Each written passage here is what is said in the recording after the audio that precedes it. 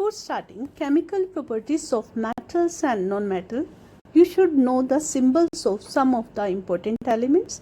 Their chemical names are derived from Latin language. Here are the symbols of first 20 elements. Besides that, there are some more symbols of some important elements. I am not going through the whole table. I am telling for few specific elements. For example, for the sodium, symbol is Na, but majority of students used to write SO. Actually, it is not SO. It will be capital N, small a. First letter should be capital, second letter should be small. So Na word is derived from Latin language. Its name is natrium. Similarly, for the iron, symbol is Fe. Fe word is derived from Latin word ferrum. And for the mercury, symbol is Hg, and it's derived from Latin word hygram. For the silver, symbol is Ag, Latin word is argentum. For the copper, symbol is capital C, small u, derived from Latin word cuprum. For the gold, symbol is capital A, small u, Au, and its Latin word is aurum. Let's start with chemical properties of metals and non-metals. In this, we will study about reactions of metals and non-metals with oxygen, with water, with acid and base. At last, we will study about displacement reaction. You have studied about these reactions in 7th class. Let's start with chemical properties of metals and non-metals. First, we will discuss reaction of metals and non-metals with oxygen. Metals react with oxygen to produce metal oxide, which is basic in nature. General equation for reaction of metals with oxygen is like this. M stands for metal, O2 stands for oxygen. After burning of metals in air, that is after reaction of metals with oxygen, we will get metal oxide. General formula for the metal oxide can be MO or M2O depending on type of metal. For example, when we burn magnesium ribbon, you have done this activity in the 7th class. You have burned magnesium ribbon in lab. So you have seen that when we are burning magnesium ribbon in air, it burns with sparkling white light and we get the ash. This ash is the magnesium oxide. So your teacher had collected ash in a test tube and make a suspension in water, and we will get magnesium hydroxide. Let's test this magnesium hydroxide with litmus paper. Put a drop of magnesium hydroxide on litmus paper, a red litmus paper and blue litmus paper. We will see that in case of blue litmus paper, there will be no color change. But if we put a drop of magnesium hydroxide on red litmus paper, it changes to blue. That clearly indicates that this metal oxide, that is magnesium hydroxide, is basic in nature. Reactions of metal and non-metals with water. First, we will discuss reaction of metals with water. Metals react with water to form metal hydroxide and hydrogen gas. If we use M for the metal and H2O is the chemical formula of water, then we will get, after reaction of metal with water, we will get MOH, that is metal hydroxide, and in some cases we may get metal oxide, MO, and hydrogen gas will be released. So I had made the symbol arrow in upward direction to show this H2 gases evolved. Reaction of all metals with water is not same. Some metals react with cold water, Some metals react with very hot water, some other with steam. For example, in your NCERT book, example of sodium metal is given. So, in case of sodium metal, it reacts vigorously with cold water, and we will get sodium hydroxide. We will get sodium hydroxide, and hydrogen gas will come out, and this reaction is exothermic reaction, so large amount of heat will be evolved. Let's see what happens when we add sodium metal to water. So if we cut a small piece of sodium metal with knife, and then we put that sodium metal into water, so let's see what will happen. In that case, you will see there silver white ball of sodium metal will float on the surface of water, and so much heat is released that hydrogen evolved catches fire. The hydrogen evolved, there will be fire. You can see fire on the surface of water. So you can see bubbles of hydrogen gas around the sodium metal, and the heat release is too much that hydrogen catches the fire and sodium metal get melt, and we can see shiny silvery white ball on the surface of water, floating on the surface of water. Very silvery white ball will be there on the surface of water. So if we want to know what is the nature of the water, as we know, after reaction of sodium with water, we get the sodium hydroxide. So sodium hydroxide is basic in nature, and it will turn red litmus to blue. So in this reaction of sodium metal with water, we see sodium, symbol for the sodium is Na. Capital N will be there, A will be small, and chemical formula of water is H2O, and we will get sodium hydroxide, NaOH. O will be capital, O is for the oxygen, H is for the hydrogen. Sodium hydroxide will be there, and we will get H2 gas. So symbol for the hydrogen is H2. Now if suppose this 2 is not there, this 2 is also not there, this 2 is also not there. Now this equation is unbalanced. So we know that number of atoms on the left hand side and the number of metals on the right hand side should be same. So here we see number of hydrogen atoms are 2 plus 1, 3, and here number of hydrogen atoms are only 2. So it should be like that. On both sides it should be equal. If we see here, number of sodium metal is 1, and on this side, right hand side also number of sodium metal is 1. Number of oxygen atom here also 1, and here also 1. So only number of hydrogen atoms are unbalanced. Suppose we multiply here with the on right hand side with 2. If I multiply it with 2, so number of sodium atoms on this side, right hand side will be 2, and on left hand side we need to multiply with 2. So number of sodium atoms get balanced, but number of hydrogen atoms on right hand sides is 2 plus 2, 4. So we multiplied with water with by 2. Now we can see on left hand side and right hand side number of sodium atoms and hydrogen atoms, oxygen atoms are equal. So this whole equation get balanced in this way. So sodium metal reacts with cold water, but the magnesium metal react vigorously with only with hot boiling water. Here I am not writing the reaction because it is not given in the NCERT. And the zinc metal react only with steam, not with the cold water, not with the hot water. It react only with steam.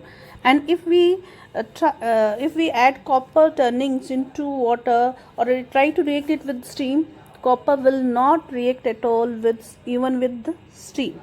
And silver, gold and platinum, they are totally unreactive toward the water.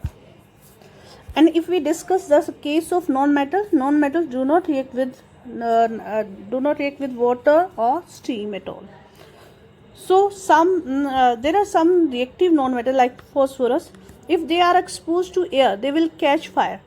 So they can be, because the non-metals are not reacting with water, so they can be stored in water to avoid any accident due to exposure to air.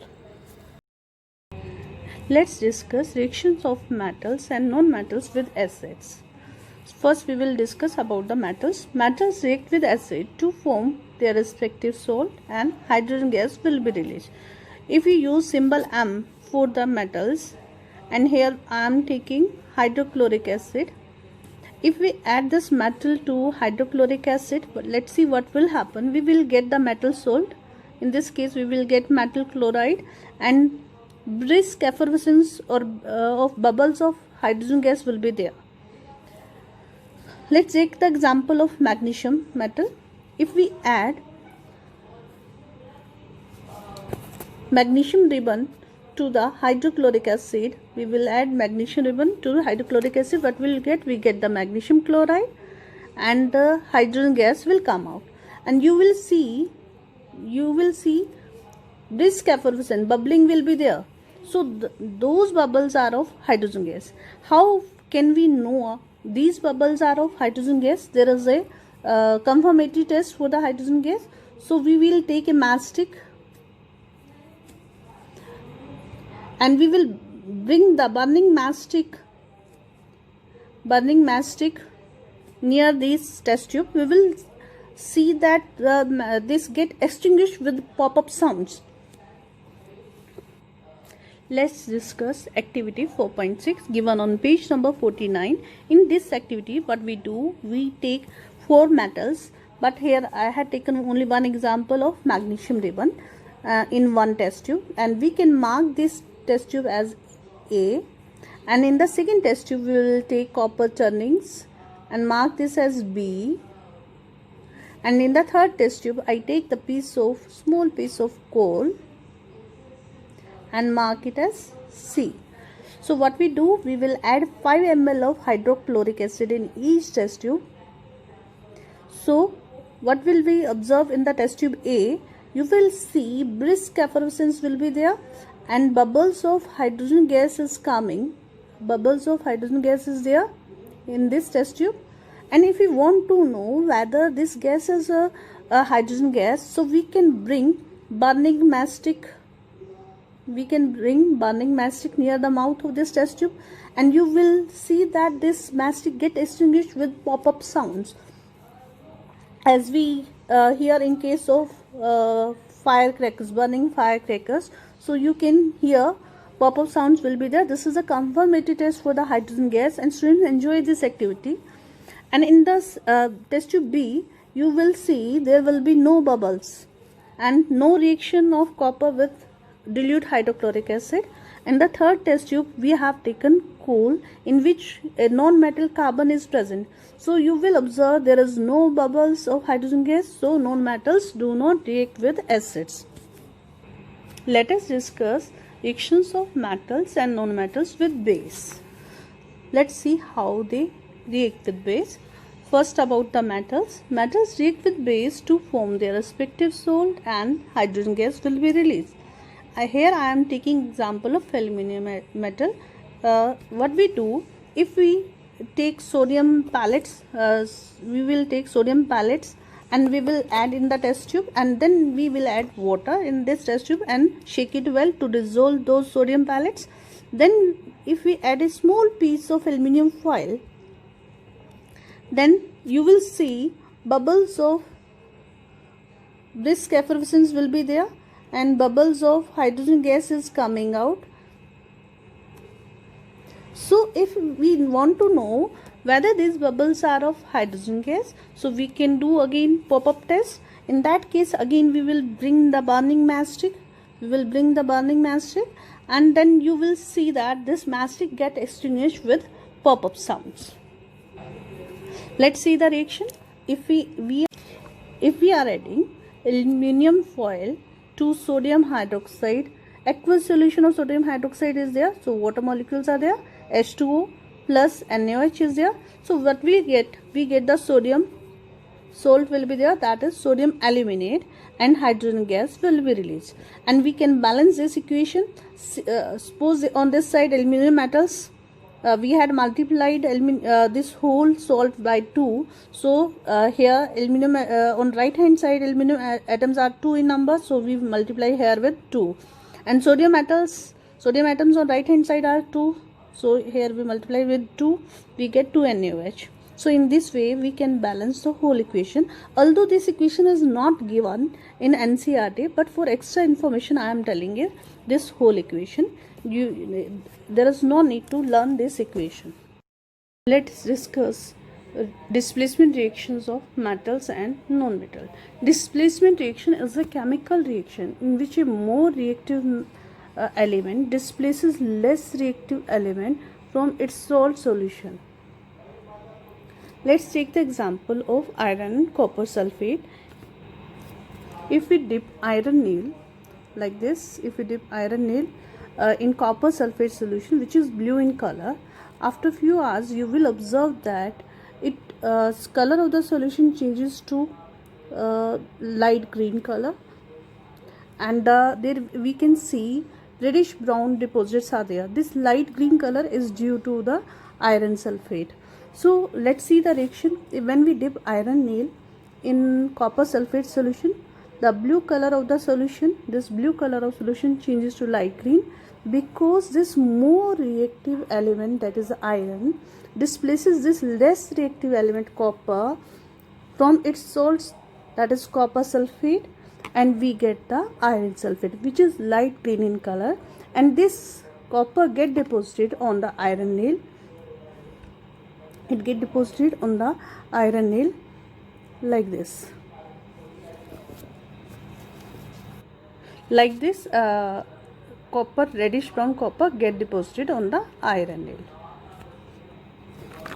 Let us discuss activity 4.8 given on page number 50 from the NCERT book. In this activity, what we do, we take 100 ml beakers, and in each beaker we add copper sulfate in 50 ml of water in one beaker, and in another beaker we add zinc sulfate, in the third beaker we add iron sulfate, and in the fourth beaker again we add zinc sulfate.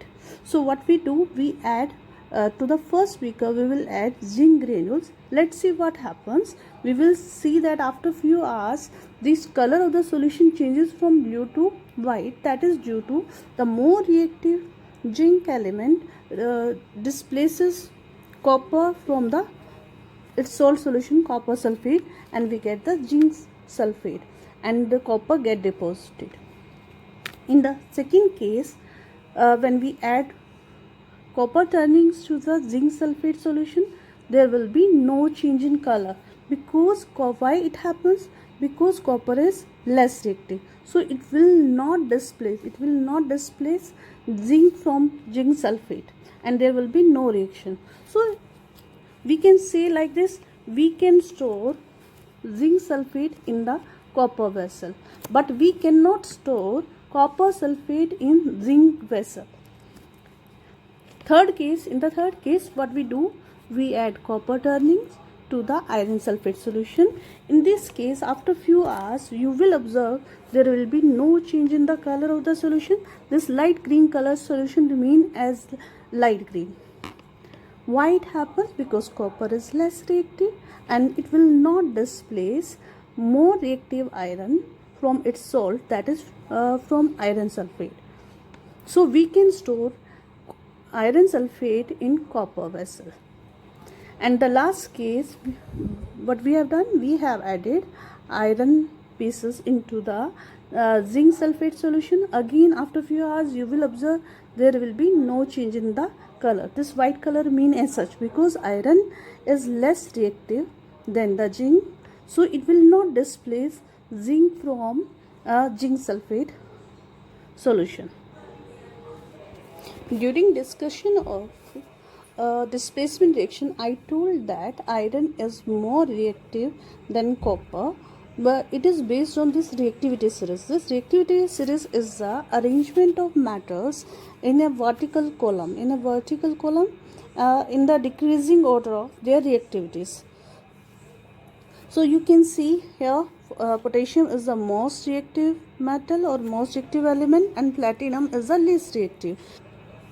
So you can learn this reactivity series with the help of this sentence. Please send cats, monkeys and zebras into lovely hot countries, mainly signed by General Platinum. So P stands for potassium.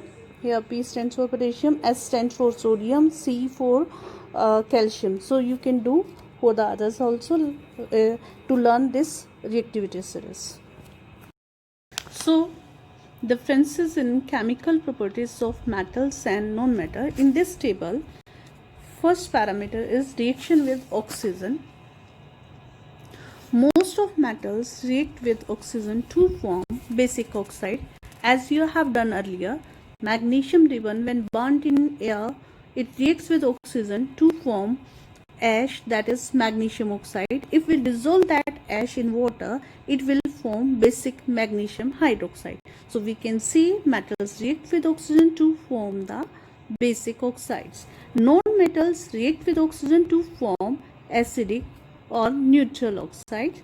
For example, in the previous lecture you have studied that when the sulfur powder is burned in air, then sulfur dioxide gas is produced and it dissolved in water to form the sulfurous acid.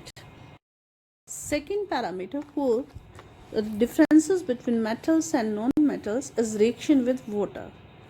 Metals react with water to form metal hydroxide or oxide, and hydrogen gas is liberated.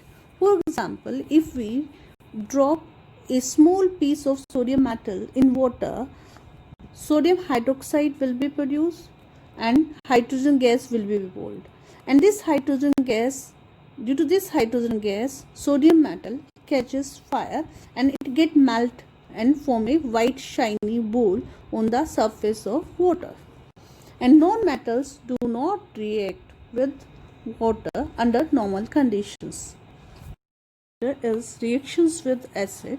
Metals react with acids to form their respective salts and hydrogen gas is liberated. For example, when we